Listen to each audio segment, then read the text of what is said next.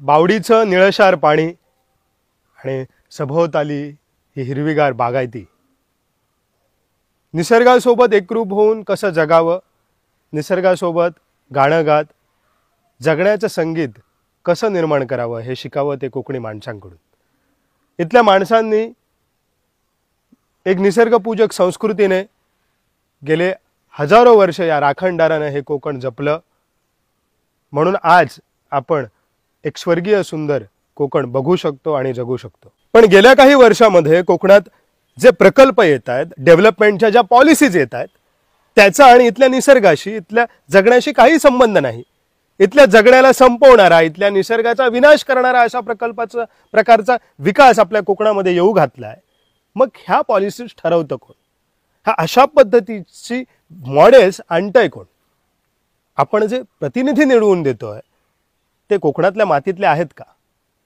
आपण गेल्या काही वर्षांमध्ये अगदी अचानकपणे आलेला रिफायनरीचा प्रकल्प असेल, तो नाणारमधून उचलून नंतर बारसूमध्ये फेकणं असेल, दोडामार्ग सारख्या ठिकाणी इको सेन्सिटिव्ह झोन नाकारून तिकडे मायनिंग सुरू करणं असेल, आता काही दिवसांपूर्वी एक न्यूज आली की सिडकोच्या ताब्यात कोकण किनारपट्टी जाणार आहे, ग्रीनफील्ड हायवे होणार आहे। या सगळ्या गोष्टी होत आहेत कोणासाठी आणि ह्यातून कोकणी माणसाचा खरंच विकास होणार आहे का? आज आपण बघतोय की मुंबई हाही एक कोकणाचाच भाग होता। ज्या पद्धतीने तिथला आगरी कोळी कोकणी समाज तिथल्या विकासाच्या प्रवाहातून बाहेर निघाला, त्याच हालत, तीच परिस्थिती कोकणावरती येणार आहे का? आज ज्या पद्धतीने आपण विकासाची मॉडेल्स कोकणामध्ये राबवण्याचं म्हणतोय, तो विकास इथल्या निसर्गाला, इथल्या संस्कृतीला मानवणारा आहे का? जाईल त्या ठिकाणी आपल्याला ओरबडलेला निसर्ग बघायला मिळतो आहे। डंपर, जेसीबी, अगदी नदीतली वाळू विकून लोक पैसा कमवत आहेत, चिरे खाणी वाढत चालल्यात, प्रत्येक गोष्टीमध्ये ओरबाडणं हा प्रकार दिसतोय। या प्रत्येक निसर्गाच्या रूपाला देव मानणारा माणूस आज असा का वागतोय?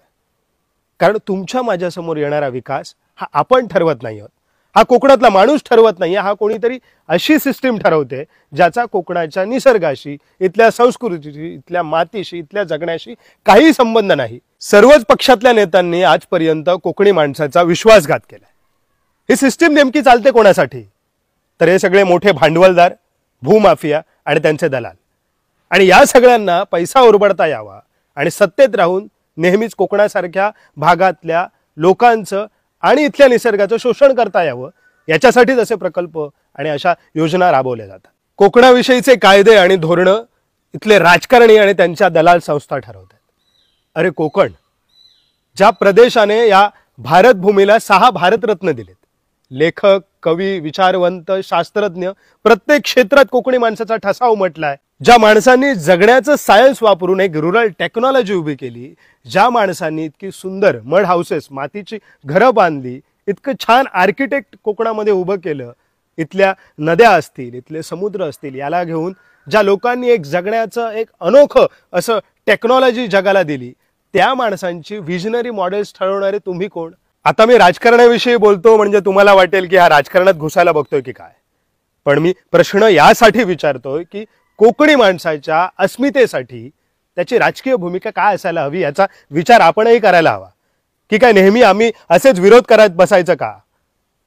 आज प्रत्येक कुठलाही प्रकल्प आला की कोकणी माणूस विरोधाच्या भूमिकेत जायला बघतो, कारण त्याच्या विकासाचं जे परिमाण आहे, त्याच्या विकासाची जी डेफिनेशन आहे आणि त्याच्या विकासाचं जे मॉडेल आहे ते चुकीचं त्याच्या समोर येत आहे।